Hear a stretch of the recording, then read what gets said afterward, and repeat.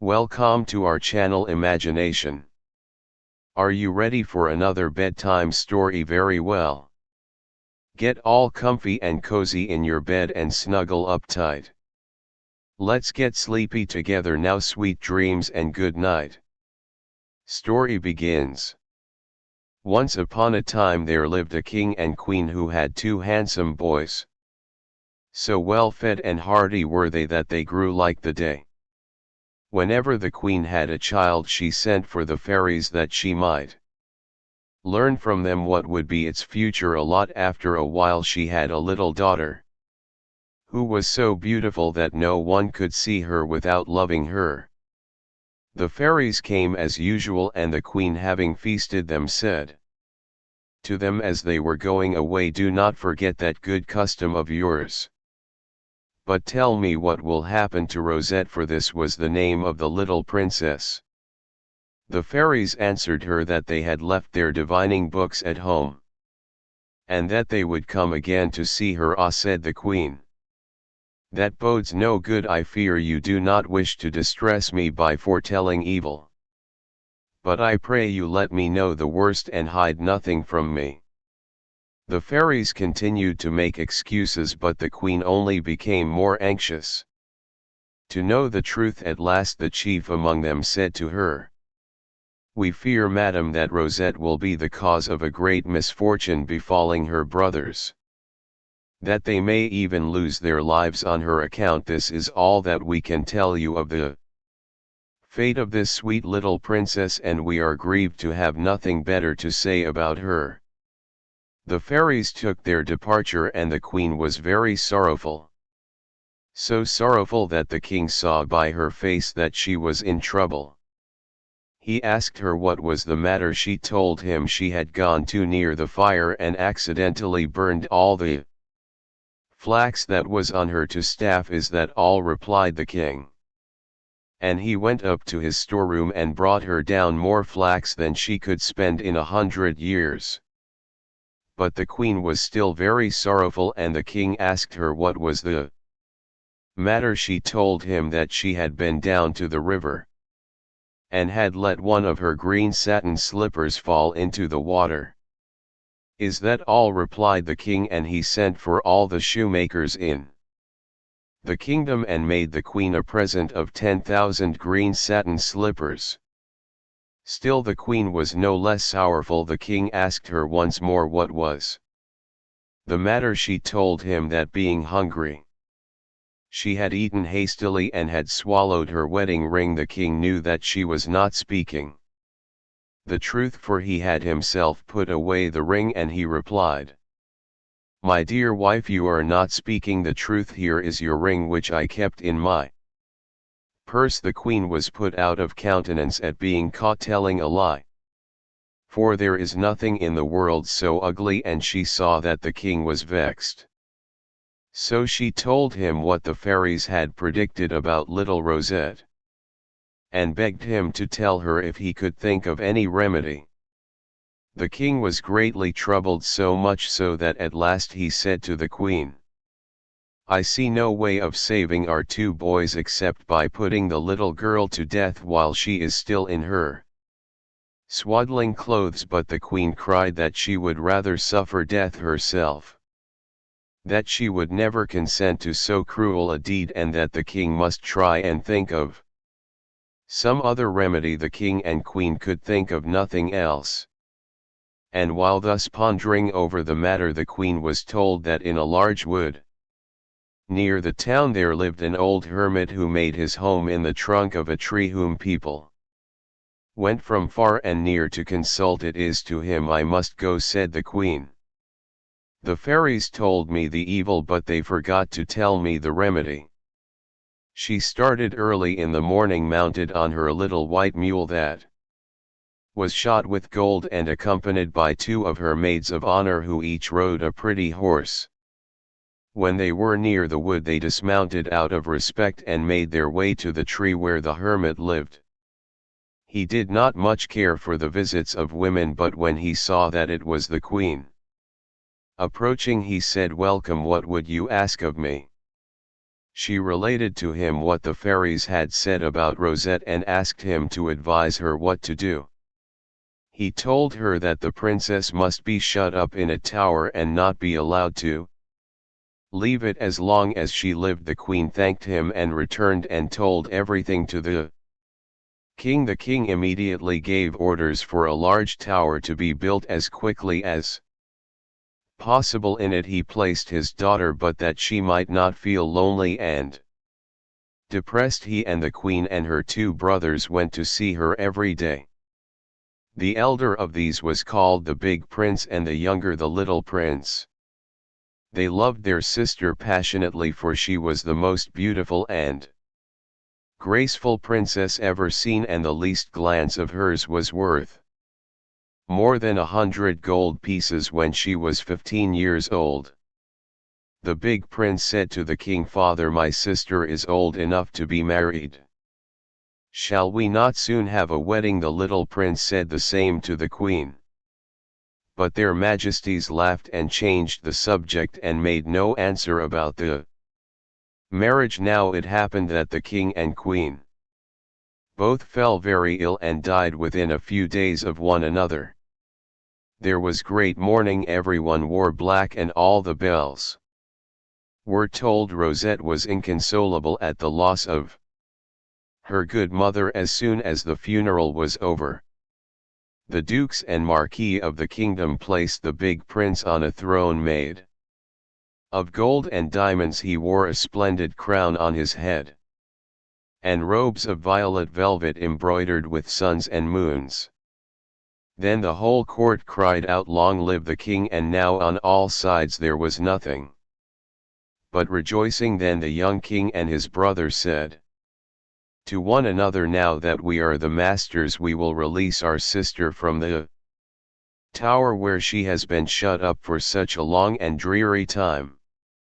They had only to pass through the garden to reach the tower, which stood in one corner of it and had been built as high as was possible, for the late king and queen had intended her to remain there always. Rosette was embroidering a beautiful dress on a frame in front of her. When she saw her brothers enter, she rose and, taking the king's hand, said, "Good day, sire. You are now king and I am your humble subject. I pray you release me from this tower where I lead a melancholy life." And with this she burst into tears. The king embraced her and begged her not to weep, for he was come, he said, to take her from the tower and to conduct her to a beautiful castle. The prince had his pockets full of sweet meats which he gave Rosette. "Come," he said, "let us get away from this wretched place. The king will soon find you a husband. Do not be unhappy any longer." Music. When Rosette saw the beautiful garden full of flowers and fruits and fountains, she was so overcome with astonishment that she stood speechless, for she had never seen anything of the kind before. She looked around her. She went first here and there. She picked the fruits off the trees and gathered flowers from the beds, while her little dog Fredolin, who was as green as a parrot, kept on running before her, saying yap yap yap, and jumping and cutting 1,000 capers, and everybody was amused at his ways. Presently he ran into a little wood, whither the princess followed him, and here her wonder was even greater than before when she saw a large peacock spreading out its tail. She thought it so beautiful, so very beautiful, that she could not take her eyes off of it. The king and the prince now joined her and asked her what delighted her so much. She pointed to the peacock and asked them what it was. They told her it was a bird which was sometimes eaten. "What," she cried, "dare to kill and eat a beautiful bird like that? I tell you that I will marry no one but the king of the peacocks. And when I am their queen, I shall not allow anybody to eat them." The astonishment of the king cannot be described. "But, dear sister," said he, "where would you have us go to find the king of the peacocks?" "Whether you please, sire. But him and him alone will I marry, having come to this decision." She was now conducted by her brothers to their castle. The peacock had to be brought and put into her room, so fond was she of it. All the court ladies who had not before seen Rosette now hastened to greet her and pay their respects to her. Some brought preserves with them, some sugar, and others dresses of gold, beautiful ribbons, dolls, embroidered shoes, pearls and diamonds. Everyone did their best to entertain her, and she was so well brought up, so courteous, kissing their hands, curtsying when anything beautiful was given to her, that there was not a lord or lady who did not leave her presence, gratified and charmed while she was thus occupied. The king and the prince were turning over in their minds how they should find the king of peacocks, if there was such a person in the world to be found. They decided that they would have Rosette's portrait painted, and when completed it was so lifelike that only speech was wanting. Then they said to her, "Since you will marry no one but the king of the peacocks, we are going together to look for him, and will traverse the whole world to try and find him for you. If we find him we shall be very glad. Meanwhile take care of our kingdom until we return." Rosette thanked them for all the trouble they were taking. She promised to govern the kingdom well, and said that during their absence her only pleasure would be in looking at the peacock and making her little dog dance. They all three cried when they said goodbye to each other, so the two princes started on their long journey, and they asked everyone whom they met, "Do you know the king of the peacocks?" But the reply was always the same, "No, we do not." Each time they passed on and went further, and in this way they traveled so very far that no one had ever been so far before. They came to the kingdom of the beetles, and these were in such numbers and made such a loud buzzing that the king feared he should become deaf. He asked one of them, who appeared to him to have the most intelligence, whether he knew where the king of the peacocks was to be found. "Sire," replied to the beetle, "his kingdom lies 30,000 leagues from here. You have chosen the longest way to reach it." "And how do you know that as the king?" "Because," answered the beetle, "we know you very well, for every year we spend 2 or 3 months in your gardens." The king and his brother embraced the beetle, and they went off arm in arm to dine together, and the two strangers admired all the curiosities of that new country, where the smallest leaf of a tree was worth a gold piece. After that they continued their journey. On their arrival they found all the trees laden with peacocks, and indeed there were peacocks everywhere, so that they could be heard talking and screaming 2 leagues off. The king said to his brother, "If the king of the peacocks is a peacock himself, how can our sister marry him? It would be folly to consent to such a thing, and would it be a fine thing for us to have little peacocks for nephews?" The prince was equally disturbed at the thought. "It is an unhappy fancy she has taken into her head," he said. "I cannot think what led her to imagine that there was such a person in the world as the king of the peacocks." When they entered the town, they saw that it was full of men and women, and that they all wore clothes made of peacock feathers, and that these were evidently considered fine things, for every place was covered with them. They met the king, who was driving in a beautiful little carriage of gold studded with diamonds and drawn by 12 peacocks at full gallop. The king of the peacocks was so handsome that the king and the prince were delighted. He had long light curly hair, fair complexion, and wore a crown of peacock feathers. Directly he saw them he guessed, seeing that they wore a different costume to the people of the country, that they were strangers, and wishing to ascertain if this was so, he ordered his carriage to stop and sent for them. The king and the prince advanced, bowing low and said, "Sire, we have come from afar to show you a portrait they drew forth Rosette's portrait and showed it to him. After gazing at it a while the king of the peacocks said, "I can scarcely believe that there is so beautiful a maiden in the whole world. She is 1,000 times more beautiful." Said the king. "You are jesting," replied the king of the peacocks. "Sire, rejoice, the prince here is my brother who is a king like yourself. He is called king and my name is Prince. Our sister, of whom this is the portrait, is the Princess Rosette. We have come to ask if you will marry her. She is good and beautiful." "It is well," said the king, "I will gladly marry her. She shall want for nothing and I shall love her greatly, but I require that she shall be as beautiful as her portrait. And if she is in the smallest degree less so, I shall make you pay for it with your lives." "We consent willingly," said both Rosette's brothers. "You consent out of the king. You will go to prison then, and remain there until the princess arrives." The princes made no difficulty about this, for they knew well that Rosette was more beautiful than her portrait. They were well looked after while in prison and were well served with all they required, and the king often went to see them. He kept Rosette's portrait in his room, and could scarcely rest day or night for looking at it.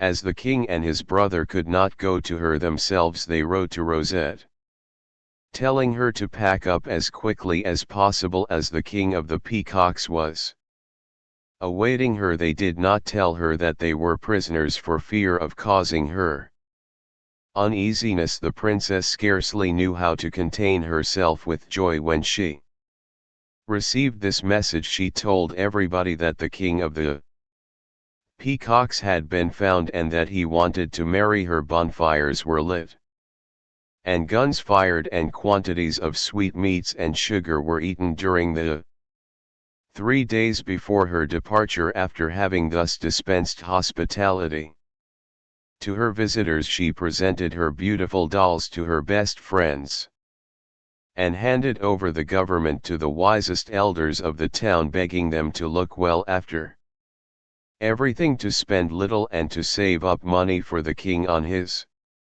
return. She also prayed them to take care of her peacock, for with her she only took her nurse and her foster sister and her little green dog Fred Ellen. They set out in a boat on the sea, carrying with them the bushel of golden crowns and sufficient clothes for 2 changes a day for 10 years. They made merry on their voyage, laughing and singing. And the nurse kept asking the boatmen if they were nearing the kingdom of the peacocks. For a long time all he said was, "No, no, not yet." Then at last, when she asked again, "Are we anywhere near it now?" he answered, "We shall soon be there." Once more she said, "Are we anywhere near it now?" and he said, "Yes, we are now within reach of shore."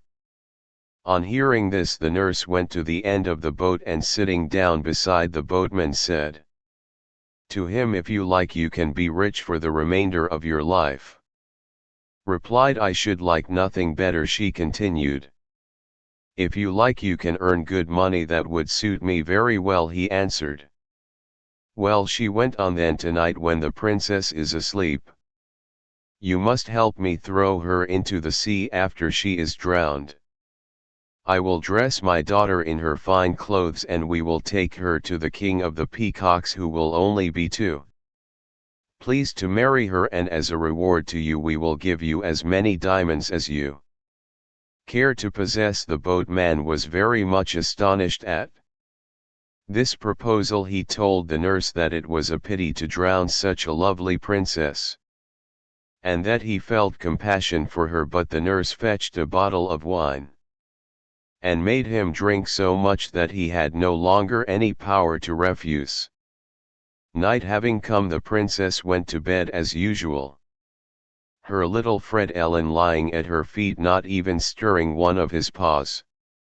Rosette slept soundly, but the wicked nurse kept awake, and went presently to fetch the boatman. She took him into the princess's room, and together they lifted her up feather bed, mattress, sheets, coverlet, and all, and threw them into the sea, the princess all the while so fast asleep that she never woke. Fortunately her bed was made of phoenix feathers, which are extremely rare and have the property of always floating on water, so that she was carried along in her bed as in a boat.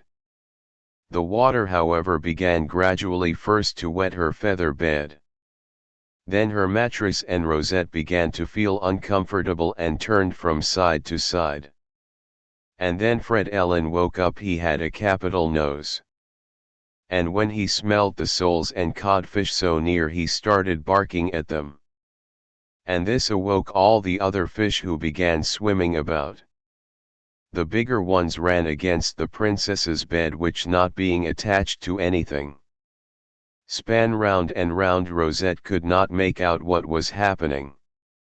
"Is our boat having a dance on the water?" she said. "I'm not accustomed to feeling so uneasy as I am tonight." And all the while Fred Allen continued barking and going on, as if he was out of his mind. The wicked nurse and the boatman heard from afar and said, "Let us make haste to land," for they were now just opposite the town of the King of Peacocks. He had sent down 100 chariots to the landing place. They were drawn by all kinds of rare animals: lions, bears, stags, wolves, horses, oxen, eagles, and peacocks. And the chariot, which was intended for the princess, was harnessed with 6 blue monkeys that could jump, dance on the tightrope, and do endless clever tricks. They had beautiful trappings of crimson velvet overlaid with plates of gold. 60 young maids of honor were also in attendance, who had been chosen by the king for the amusement of the princess. They were dressed in all sorts of colors. The nurse had taken great pains to dress her daughter. Finally she had put on Rosette's best robe and decked her all over from head to foot with the princess's diamonds. But with all this she was still as ugly as an ape, with greasy black hair, crooked eyes, and a hump on her back. And added to these deformities, she had a disagreeable and sulky temper, and was always grumbling when the people saw her get out of the boat. They were so taken aback by her appearance that they could not utter a sound. "What is the meaning of this?" she said. "Are you all asleep? Be off and bring me something to eat. A nice set of beggars you are. I will have you all hanged." When they heard this they murmured, "What an unpleasant creature, and she is so wicked. A nice wife for our king." Meanwhile she still behaved as if she were already mistress of all and everything, and for no reason at all boxed their ears or gave a blow with her fist to everybody in turn. As her escort was a very large one, the procession moved slowly, and she sat up in her chariot like a queen. But all the peacocks, who had stationed themselves on the trees so as to salute her as she passed, and who had been prepared to shout, "Long live the beautiful Queen Rosette," could only call out, "Fie, fie, how unpleasant she is," as soon as they caught sight of her. She was so enraged at this that she called to her guards, "Kill those rascally peacocks who are insulting me." But the peacocks quickly flew away and only laughed at her. The king had word brought him that the princess was approaching. "Well," he said, "have her brothers, I wonder, told me the truth? Is she more beautiful than her portrait?" "Sire," said those near him, "there will be nothing to wish for if she is as beautiful." "You are right," replied the king, "I shall be well content with that. Come, let us go and see her." For he knew by the hubbub in the courtyard that she had arrived. He could not distinguish anything that was said except, "Fie, fie, how unpleasant she is." And he imagined that the people were calling out about some little dwarf or animal that she had brought with her, for it never entered his head that the words were applied to the princess herself. Rosette's portrait was carried uncovered at the top of a long pole, and the king walked after it in solemn state with all his nobles and his peacocks, followed by ambassadors from various kingdoms. The king of the peacocks was very impatient to see his dear Rosette. But when he did see her, well, he very nearly died on the spot. He flew into a violent rage, he tore his clothes, he would not go near her. He felt quite afraid of her. What he cried: "Have those two villains I have in prison had the boldness and impudence to make a laughing stock of me, and to propose my marrying such a fright as that? They shall both be killed." While this was going on, the king and his brother, who knew that his sister was expected, had put on their bravest apparel ready to receive her, but instead of seeing their prison door open and being set at liberty, a body of soldiers had come and made them go down into a dark cellar full of horrible reptiles, and where the water was up to their necks. No one was ever more surprised or distressed than they were. "Alas," they said to one another, "this is indeed a melancholy marriage feast for us. What happened that we should be so ill-treated?" They did not know what in the world to think, except that they were to be killed, and they were very sorrowful about this. 3 days passed and no news reached them of any kind. At the end of that time the king of the peacocks came and began calling out insulting things to them through a hole in the wall. "You called yourselves king and prince, that I might fall into your trap and engage myself to marry your sister. But you are nothing better than two beggars who are not worth the water you drink. I am going to bring you before the judges, who will soon pass their verdict upon you. The rope to hang you with is already being made." "King of the peacocks," replied the king angrily, "do not act too rashly in this matter, or you may repent it.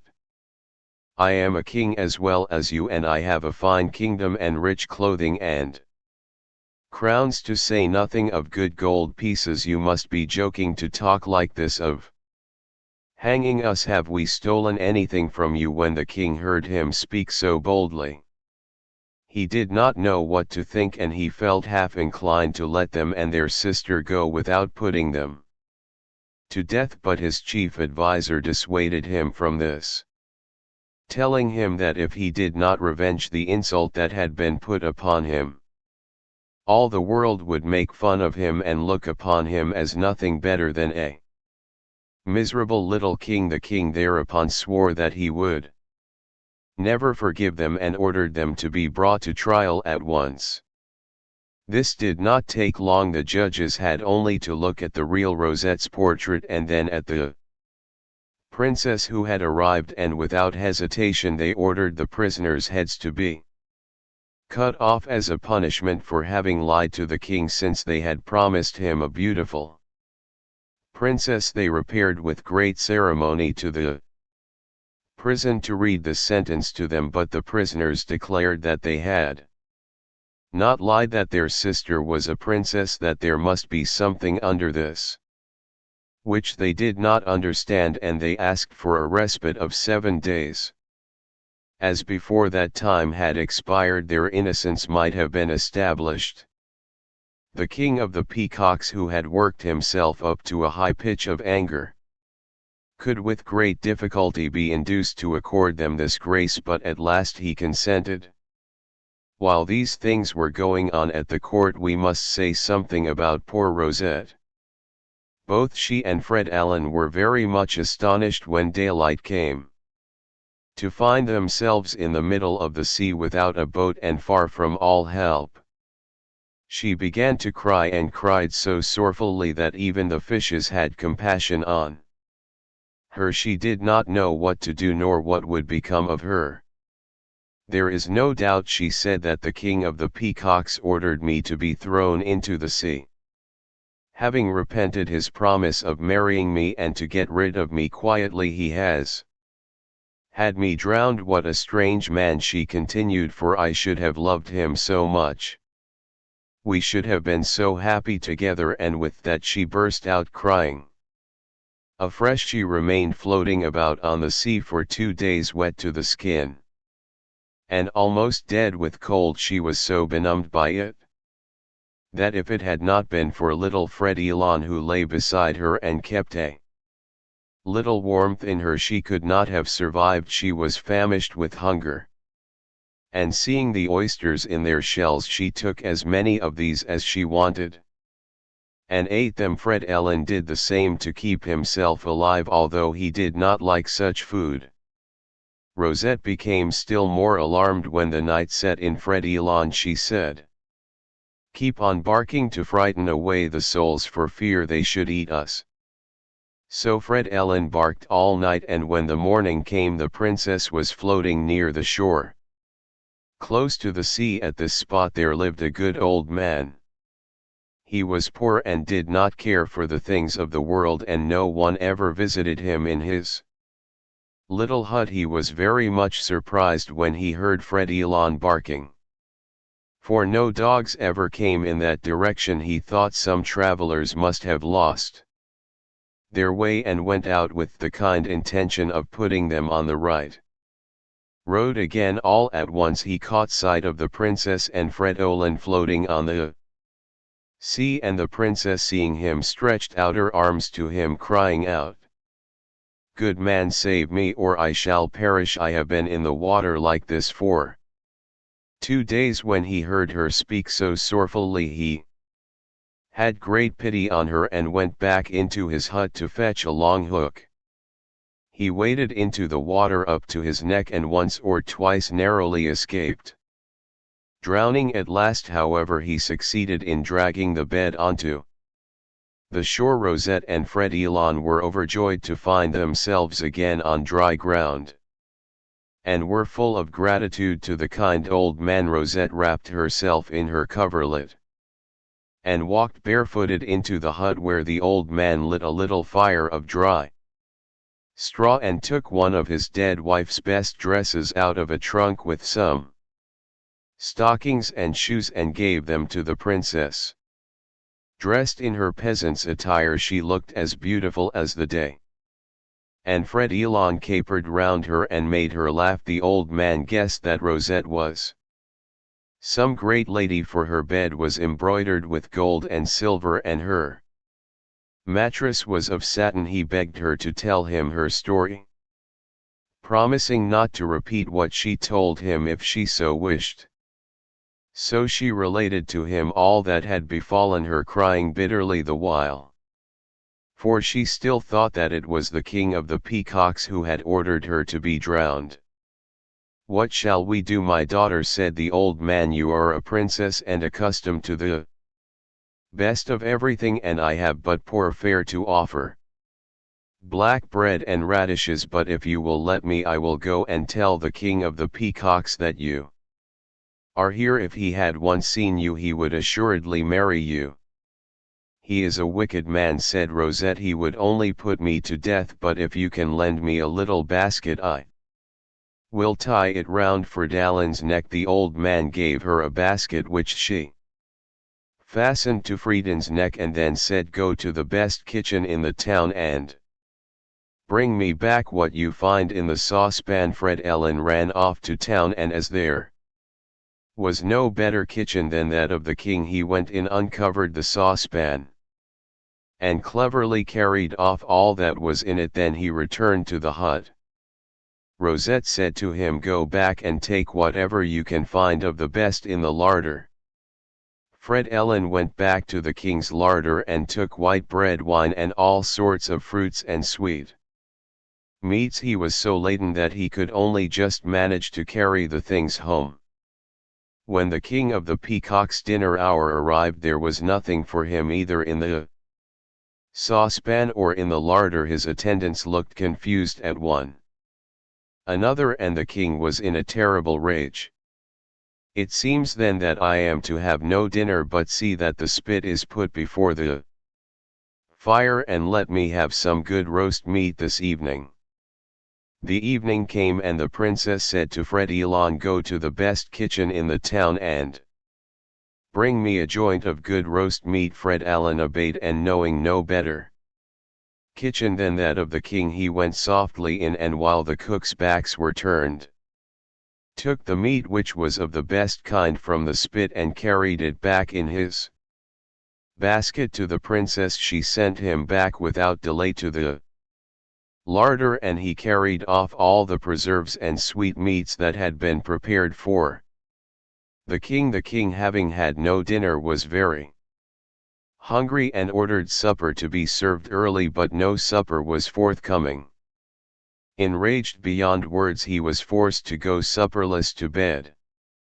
The same thing happened the following day, both as to dinner and supper, so that the king for 3 days was without meat or drink.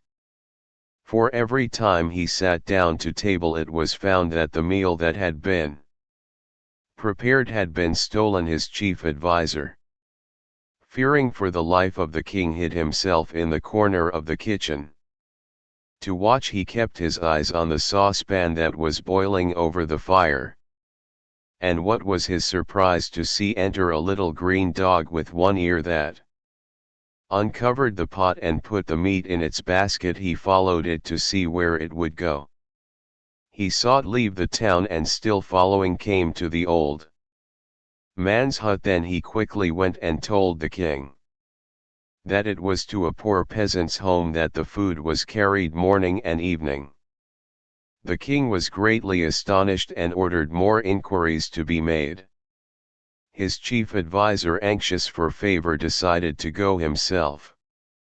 Taking with him a body of archers, they found the old man and Rosette at dinner eating the meat that had been stolen from the king's kitchen, and they seized them and bound them with cords. They brought word to the king that the delinquents had been captured, and he replied, "Tomorrow, the last day of reprieve for my 2 insolent prisoners, will expire. They and these thieves shall die together." He then went into his court of justice. The old man threw himself on his knees before him and begged to be allowed to tell him everything. As he was speaking, the king looked towards the beautiful princess, and his heart was touched when he saw her crying. The old man said that she was the Princess Rosette, who had been thrown into the water. In spite of his weak condition he was in from having starved for so long, he gave 3 bounds of joy, ran and embraced her and untied her cords, declaring the while that he loved her with all his heart. They at once went to find the princes, who thought they were going to be put to death, and came forward in great dejection, hanging their heads. The nurse and her daughter were brought in at the same time. The brothers and sister recognized one another as soon as they were brought face to face, and Rosette threw herself on her brothers' necks. The nurse and her daughter and the boatman begged on their knees for mercy. And the universal rejoicing and their own joy was so great that the king and the princess pardoned them and gave the good old man a handsome reward, and from that time he continued to live in the palace. Finally, the king of the peacocks did all in his power to atone for his conduct to the king and his brother, expressing the deepest regret at having treated them so badly. The nurse restored to Rosette all her beautiful clothes and the bushel of golden crowns, and the wedding festivities lasted a fortnight. Everyone was happy down to Fairytale, who ate nothing but his favorite foods for the rest of his life.